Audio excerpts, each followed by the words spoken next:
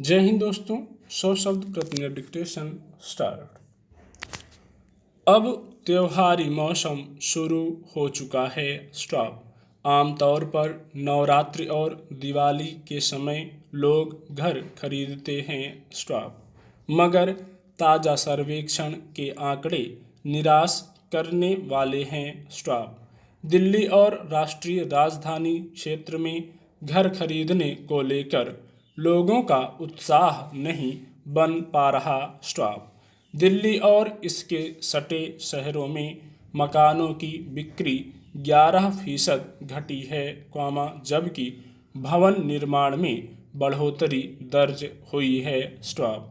हालांकि देश के कुछ महानगरों में घर खरीदने की दर में कुछ बढ़ोतरी दर्ज हुई है, मगर कोलकाता और दिल्ली राष्ट्रीय राजधानी क्षेत्र में यह घटी है स्टॉप।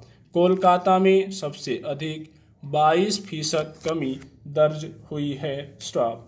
पिछले कुछ सालों में भवन निर्माण के क्षेत्र में शिथिलता दर्ज हुई, तो उसकी कुछ वजहें साफ हैं स्टॉप।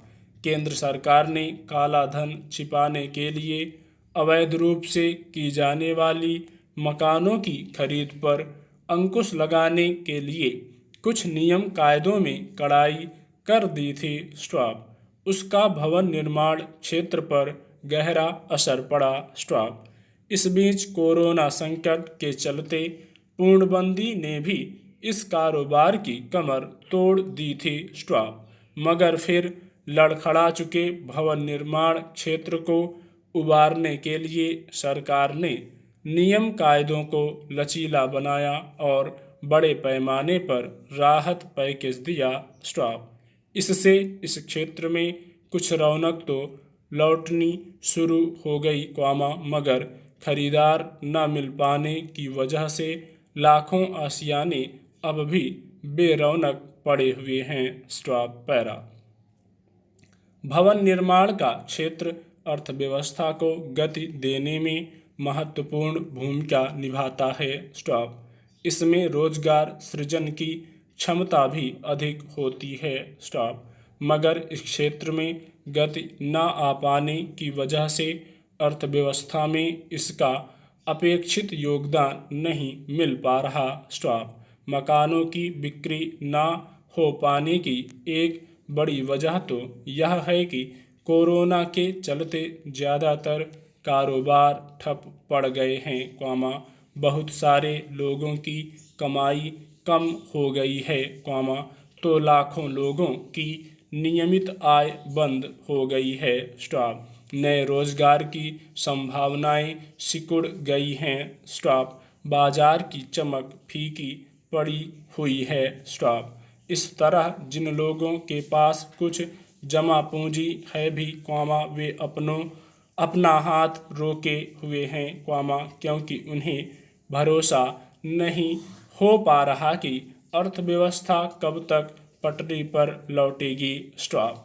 फिर जिन लोगों को वास्तव में मकान की ज़रूरत है और वे खरीदना भी चाहते हैं, उनमें से बहुत सारे लोगों के मन में भवन निर्माताओं पर भरोसा नहीं बन पा रहा स्टॉप। पिछले दिनों जिस तरह अदालतों ने कुछ भवन निर्माताओं के खिलाफ अनियमितता के मामलों में कड़ी कार्रवाई करने, तैयार अट्टालिकाओं को ढहा देने के आदेश दिए, उससे ग्राहकों का विश्वास काफ़ी डगमगाया है स्टॉप पैरा।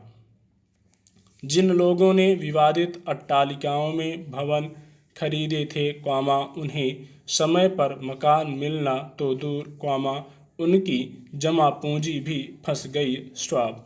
इस तरह अनेक सोसाइटियों के लगभग तैयार भवन कानूनी अड़चनों की वजह से वीरान पड़े हैं स्टॉप। हालांकि भवन निर्माताओं और निवेशकों ने बार बार सरकार से गुहार लगाई कि उन भवनों को किसी तरह विवाद से बाहर निकालें, मगर सरकार कोई रास्ता नहीं निकाल सकी स्टॉप। यह कहीं ना कहीं सरकार की विफलता ही कही जाएगी कि भवन निर्माता नियम कायदों की अनदेखी करके या उसकी आंखों में धूल झोंक कर अनियमितता की कोशिश करते हैं। स्टॉप। इस तरह अगर दिल्ली और राष्ट्रीय राजधानी क्षेत्र में ग्राहकों का विश्वास डोला हुआ है और वे जरूरत होने के बावजूद मकान खरीदने की हिम्मत नहीं जुटा पा रहे, तो विश्वास बहाली के लिए व्यावहारिक उपाय सरकार को ही तलाश करने पड़ेंगे। Stop para. पिछले साल फरवरी में दिल्ली के उत्तर पूर्वी इलाके में हुए सांप्रदायिक दंगों ने सभी संवेदनशील लोगों को दहला दिया था। स्टॉप। देश की राजधानी होने के नाते सबसे ज़्यादा सुरक्षा व्यवस्था वाला क्षेत्र होने के बावजूद इन दंगों को शुरुआती दौर में ही रोक पाने में यहाँ का पुलिस तंत्र नाकाम रहा। स्टॉप। ज़्यादा अफसोसनाक यह था कि दंगों के बाद आरोपियों की गिरफ्तारी और मामलों की जांच को लेकर पुलिस के रवैये ने फिर यह साफ किया कि चाक चौबंद सुरक्षा व्यवस्था के बावजूद व्यापक दंगे बदस्तूर होते रहने की क्या वजहें होती हैं।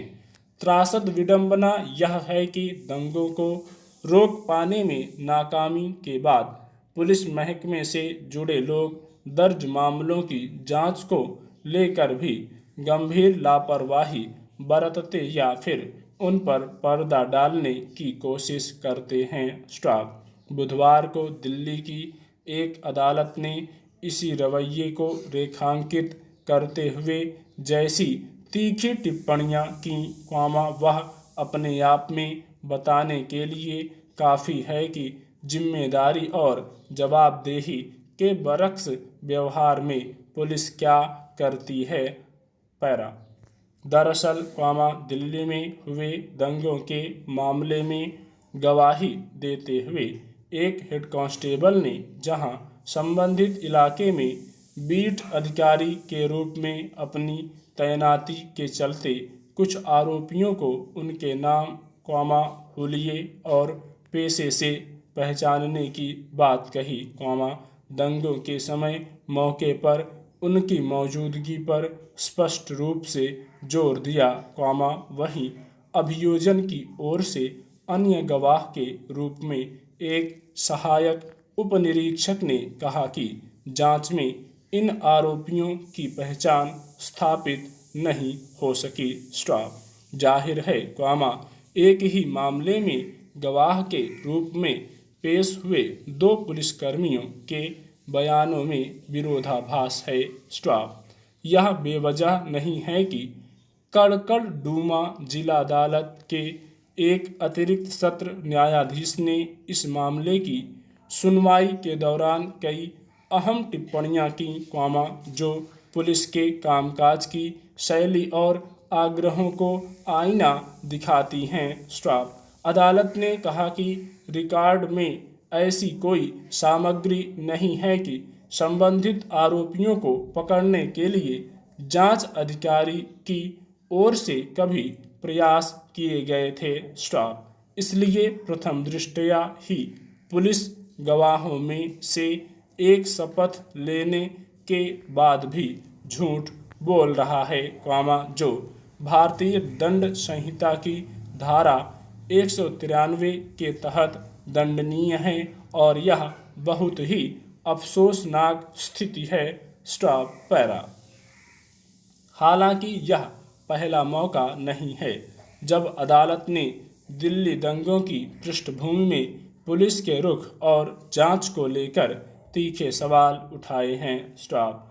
बीते 2 सितंबर को भी अदालत ने कहा था कि जब इतिहास विभाजन के बाद से राष्ट्रीय राजधानी में सबसे भीषण सांप्रदायिक दंगों को देखेगा तो उचित जांच करने में पुलिस की नाकामी लोकतंत्र के प्रहरी को पीड़ा देगी। स्टॉप।